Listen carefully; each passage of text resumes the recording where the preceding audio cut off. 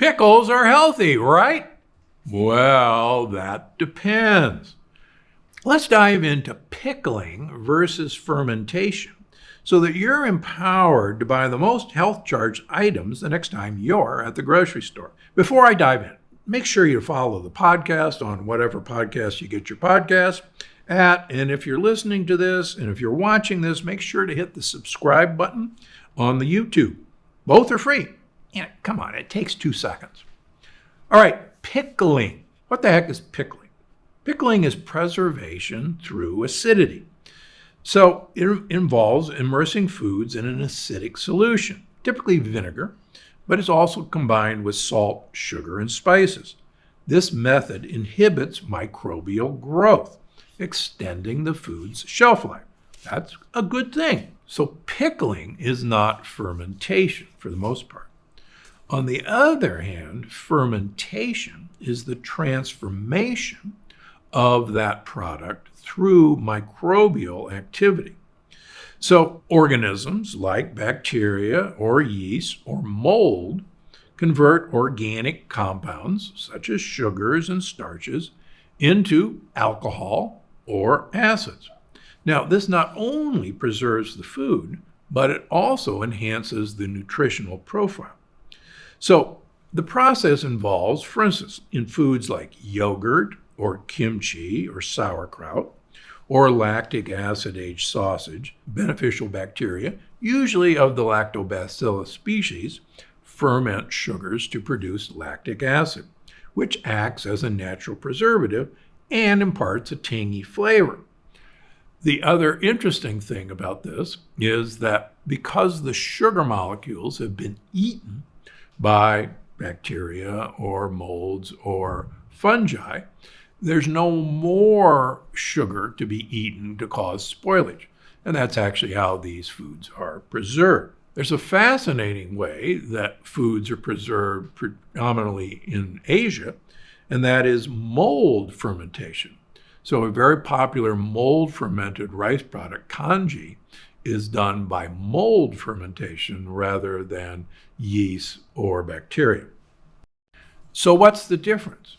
The difference is in the health benefits. First of all, there is prebiotic richness. Fermented foods are, in general, full of live beneficial bacteria that support gut health by enhancing the diversity and balance of the gut microbiome. But hold on.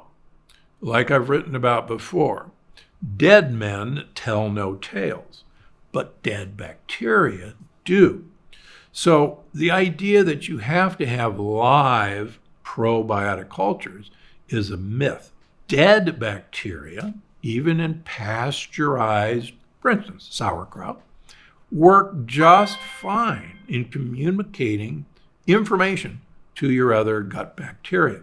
And that's one of the most exciting things we found in the most recent years, is that it's the postbiotics, like dead bacteria, and the products of fermentation, like short-chain fatty acids, that are the real benefit of fermentation versus pickling. The other great thing is that fermentation can increase the availability of nutrients, making them easier to absorb. For instance, cucumbers as pickles with the skin on, if they're actually fermented rather than pickled, you'll be able to destroy a lot of the lectins in cucumbers. You get immune support. The postbiotics in these fermented foods have been linked to improved immune function and reduced inflammation, all of which supports your health. Digestive health. We now know that these postbiotics, these short-chain fatty acids, these dead bacteria, actually are essential for good microbiome health. All right, so I want you to look for fermented foods. How do you spot them in the grocery store? First of all, in the United States, there's a refrigeration requirement. In the United States, fermented foods containing live cultures must be refrigerated during transportation and storage to maintain their probiotic content. But there are shelf-stable products found on unrefrigerated shelves have typically undergone pasteurization and sterilization. But again, they're still great for you because of the postbiotics. The process eliminates the live cultures, but that's okay. They're also really good for you. So don't fret that you can't find live sauerkraut or live kimchi. Go find a can or glass jar of sauerkraut and you'll be just fine, or a glass jar of kimchi. Pickled foods are usually canned or in jars. They're shelf stable, meaning that they don't require refrigeration. But remember, pickling in general doesn't mean fermentation. It's a totally different process of preservation. So what do I mean? You got to read labels carefully. The presence of vinegar as a primary ingredient usually indicates a pickled product, whereas terms like live cultures or probiotic suggest fermentation.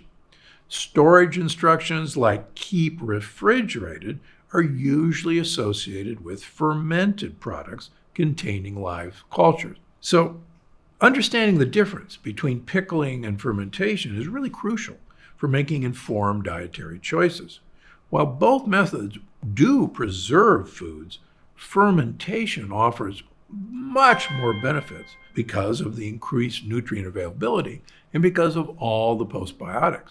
And let's be clear, many foods that are pickled have nothing to do with destroying the lectin content of those foods, whereas the good news about fermentation is, in general, fermentation destroys the lectins in food. So, for individuals seeking out the benefits of fermented foods, don't be confused between pickled and fermented. Try to find the fermented version.